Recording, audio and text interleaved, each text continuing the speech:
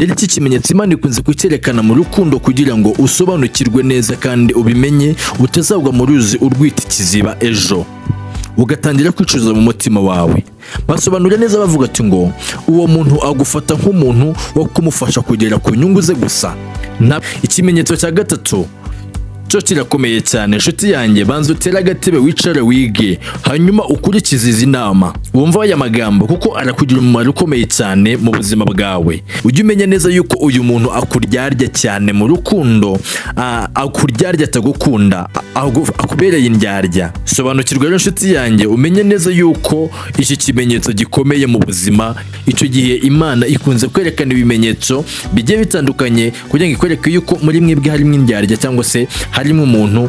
Cyumve neza kino kimenyetso Imana ikunze kukibwira abantu. Banza ufate ibiriya yawe dusoma mu gitabo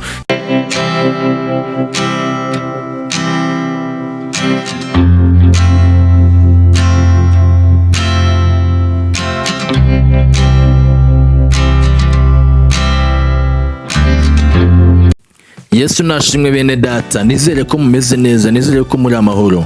Birashoboka yuko nawe hari umuntu mwaba muri kumwe mu rukundo, ariko uyu muntu ukaba urimo kumushidikanyaho, ukaba urimo wibaza se koko uyu muntu ankunda urukundo rw'ukuri cyangwa se arandyarya? Uyu muntu arankunda by'ukuri nta buryarya burimo? Ukaba urimo wibaza icyo kibazo. Iyi video nje kubwira ibimenyetso bitanu Imana ikwereka mu rukundo rwanyu, ukamenya neza yuko uwo muntu muri kumwe akuryarya, atagukunda. Byumvikane neza yuko nusanga ibimenyetso nkubwiye nta na kimwe kimufashe, uwo muntu azaba agukunda by'ukuri, atakuryarya. Sobanukirwa rero nshuti yanjye, utazagwa muri uzo rwita ikiziba. Gutakaza igihe birahenda cyane kandi biravuna, kuko kugaburira igihe nta kuntu byoroshye. Ngwino ubane nanjye muri iyi video rero, ndi mugiye gukora nitwa niyo kwizerwa Eric. Iyi ni channel yitwa Hindura TV, making sure yuko kanze subscribe hanyuma ufungure n'inzogera. Mbere na mbere ukanda na like, wandike no muri comment rya jambo ryacu rivuga ngo nayikunze. Mbonereho nkubwire yuko abantu mwese mwagiye mwandika comment munsaba kubakwera ya video ivuga uburyo wamenya ubwoko bw'umuhungu gusaba sex mu rukundo. Mbibutse neza yuko nanababwire yuko ejo, umunsi w'ejo, nzayibakorera saa 2 n'igice zabibagezeho za nijoro.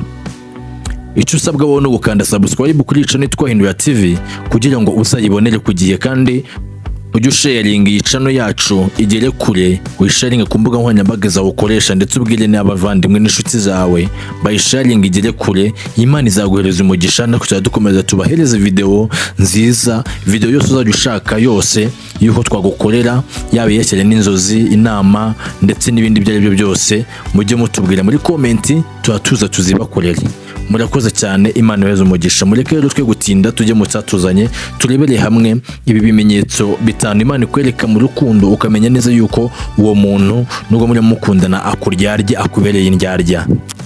Mureke dutangire mu ijambo ry'Imana tugiye gusanga mu gitabo cy'Abakorinto ba mbere bice byaho 13 umurongo waho wa 13. Nanone mufate ibirazanye dusome mu izina rya Yesu.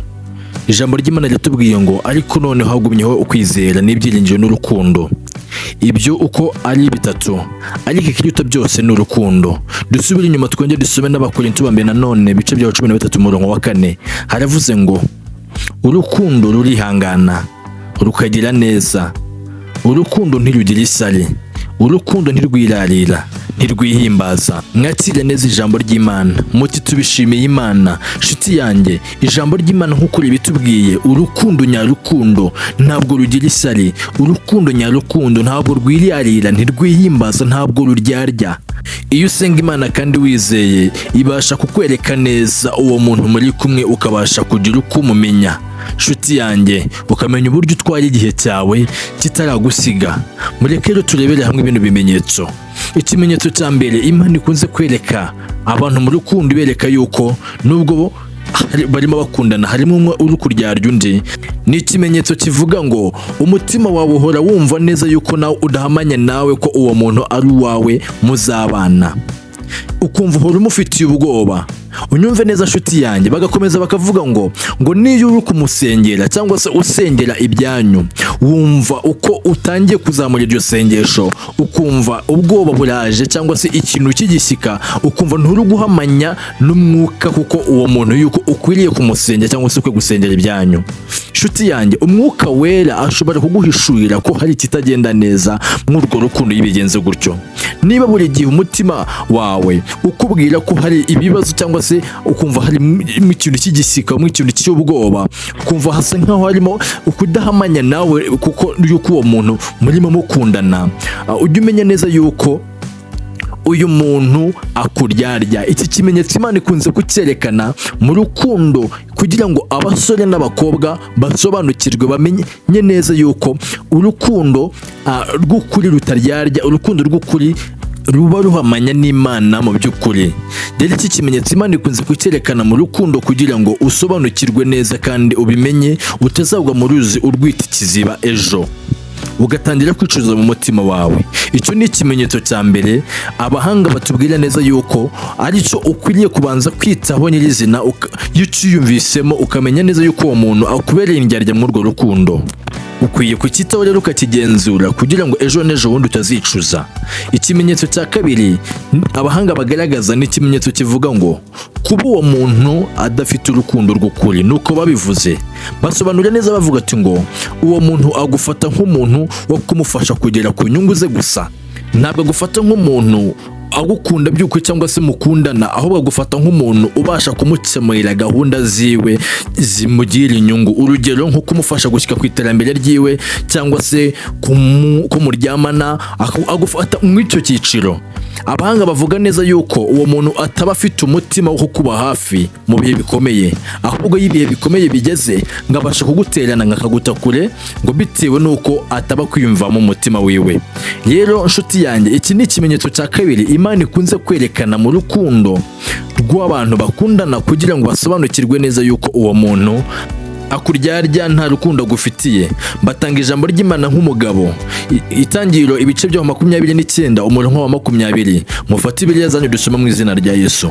Haravuga ngo nuko Yakobo atendera imyaka 7 kugira ngo ahabwe Rasheli, imuhwanira n'iminsi mike kubw'urukundo amukunze cyane. Mwakire neza ijambo ry'Imana, mucyo tubishimiye Imana. Nanone iri jambo rikubere impamba cyangwa se inkomezi muri urwo rukundo rwanyu, kuko iyo umuntu agukunze urukundo rw'ukuri abasha kukwihangana ndetse agakora buri kimwe cyose kibasha gutuma akugira hafi ye. Iyo rero agukeneye inyungu gusa, ujye umenya neza yuko uwo muntu akuryarya. Abahanga bavuga neza yuko uwo muntu nta rukundo na rutoya abagufitiye, ahubwo bari mu buzima bwawe kubera inyungu gusa agushakaho. Icyo ngicyo ari ikimenyetso cya kabiri abahanga bagaragaza yuko uwo muntu yaba akuryarya. Ikimenyetso cya gatatu cyo kirakomeye cyane. Nshuti yanjye, banza utere agatebe wicare wige, hanyuma ukurikize izi nama, wumva aya magambo kuko arakugira umumaro ukomeye cyane mu buzima bwawe. Banza ukandira iki aka kanya kuri iyi video, nimba utaranakanda subscribe ikande, ufungure n'inzogera kuko tujya tukunyurizaho ibiganiro byiza kandi bigufasha mu buzima bwawe. Ikimenyetso cya gatatu Imana ikwereka muri urwo rukundo ukamenya neza yuko umuntu akuryarya, nicyo kiragira kiti uwo muntu aba akunze kuba afite imyitwarire idasobanutse cyangwa se idahwitse. Ikira wumva aya magambo, ahora afite ibanga rikomeye mu buzima bwe yaguhishe, ntashaka ko urimenya cyangwa se umenya byinshi bimwerekeyeho. Yikundira abandi bantu kurusha uko akwitaho, cyane cyane iyo ari abakobwa cyangwa se iyo ari umuhungu akabakunda, yaba ari umukobwa akabakunda abahungu. Iyo umubajije ku mibanire yanyu y'ahazaza, ahora yiruka cyangwa se abyihunza, adashaka yuko mubiganiraho, ntagira amagambo y'ukuri muri we. Abahanga bavuze neza yuko uyu muntu numubonaho kino kimenyetso nkubwiye cyangwa se aya magambo nkubwiye, ujye umenya neza yuko uyu muntu akuryarya cyane mu rukundo, akuryarya atagukunda, akubereye indyarya. Sobanukirwa rero nshuti yanjye, umenye neza yuko iki kimenyetso gikomeye mu buzima. Iyo umuntu afite amabanga agenda guhisha, ukabibona nawe urabibona, akaba afite abandi bantu yitaho ku ruhande ndetse n'ibindi byose, menya neza rero yuko uyu muntu akuryarya nshuti yanjye, ugira ubwenge. Icyo ngicyo ari ikimenyetso cya gatatu. Katujye ku kimenyetso cya kane. Ikimenyetso cya kane cyo kiyagira kiti iyo abakozi b'Imana cyangwa se abo twita intumwa z'Imana bakunze kukubwira yuko urwo rukundo rwanyu nta mugisha ururimo cyangwa se ukabona bararunenga cyane basa nkaho batarwishimiye.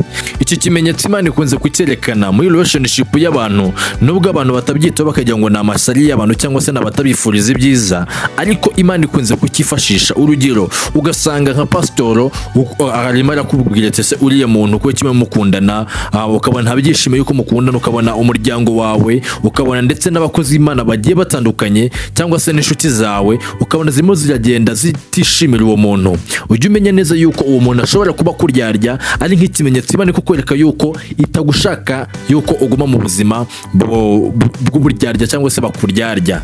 Ukwiye rero kwitonda ugashyiraho akadomo nshuti yanjye, kandi ukagenzura neza kuko hari n'igihe kuko amasari y'abantu akora, ariko hari n'igihe nabwo ataba ari amasari y'abantu, ahubwo ari nk'ikimenyetso cy'Imana ibigira ikwereke kugira ngo ubanze gusobanukirwa kandi kukure mu rujijo. Icyo ni ikimenyetso rero cya kane abahanga bagaragaza batubwira neza yuko ari ikintu Imana ikunze kwifashisha yereka abantu bari mu rukundo kugira ngo ibereke yuko umwe hari umwuryarya undi.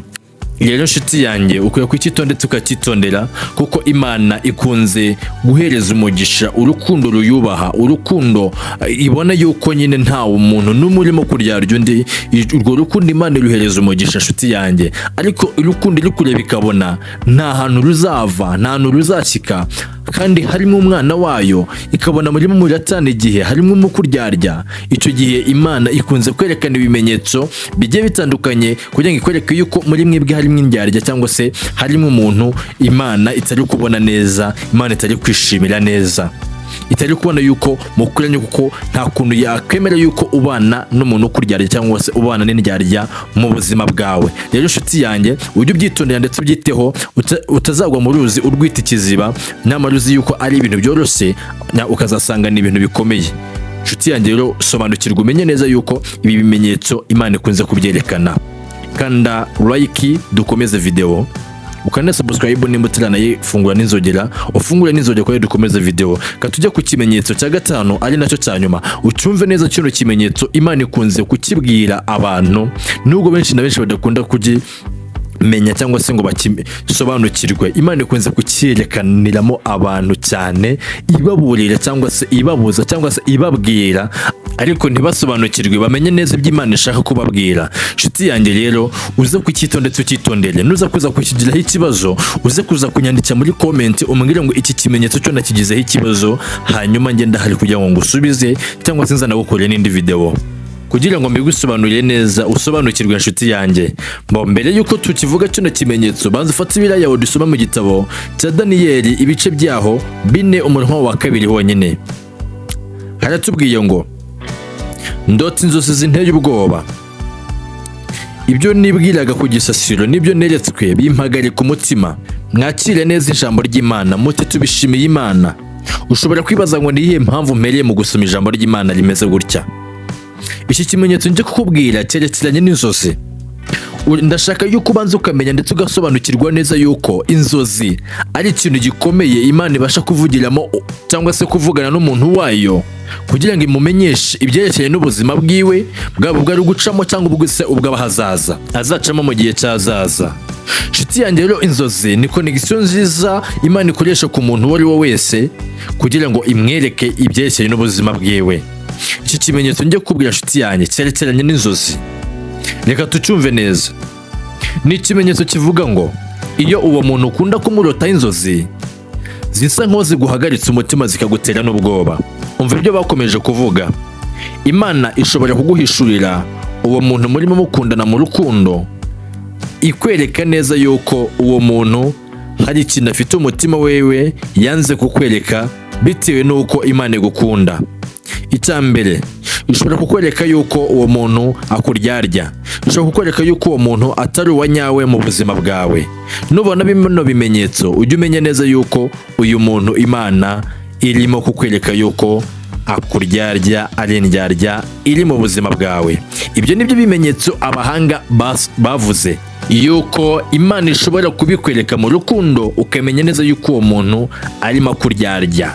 Nshuti yanjye ukamenya ukuri, Rero nshuti yanjye, nubona ukundanye n'umuntu cyangwa se uri kumwe n'umuntu mu rukundo, hanyuma ugakunda kumurotaho inzozi zigiye zitandukanye, ariko ukabona mu izo nzozi ukunze kumurotaho ukabona nta na zimwe ziganisha ibyiza cyangwa se zerekana ibyiza, ahubwo zose zisa nkaho ziguteye ubwoba, zisa nkaho zikuburira, zisa nkaho zikubuza, zisa nkaho zikumenyesha. Izo nzozi jya umenye neza yuko Imana irimo gushaka kukwereka yuko nubwo uwo muntu muri kumwe mu rukundo arakuryarya, kandi nta gahunda ihari yuko muzabana akubera umutware cyangwa se akubera umudamu, akubereye indyarya. Nshuti yanjye, menya ubwenge rero bwinshi cyane, umenye ukuntu witwara muri relationship utazagwa mu ruzi urwita ikiziba. Nibyo bimenyetso rero n'abateguriye bitanu Imana ibasha kukwereka ku muntu murimo mukundana mu rukundo, ukamenya neza yuko uyu muntu nubwo murimo mukundana ariko arakuryarya. Nshuti yanyu, nyumve neza, nta kuntu uyu munsi naje kubateranya, ahubwo naje kugira ngo urebe neza, ukorwe ku maso, usobanukirwe ibyenda kuba cyangwa se usobanukirwe uko ugomba kwitwara muri urwo rukundo rwanyu, utazashaya kandi nyamara aho gushahira wahabonye. Rero nshuti yanjye, ibimenyetso nkubwiye, nimbe uwo muntu murimo mukundana mu rukundo atabifite cyangwa se utajya umubonaho, menya neza yuko uwo muntu ari uwawe, ukomeze umusengere. Ariko niba ibimenyetso nkubwiye ari ujya ukunda kubimubonaho, shyiraho akadomo nshuti yanjye, umenye ukuntu witwara. Nibyo bimenyetso yenda gutegura muri iyi video yacu. Murakoze, kanda subscribe kuri channel yitwa Hindura TV, liking iyi video, andika muri comment tubwire ikindi kintu kwa gukora cyangwa tubwire unayikunze, bisangize n'abandi. Imana ibamere umugisha, ndabakunda cyane. Amen.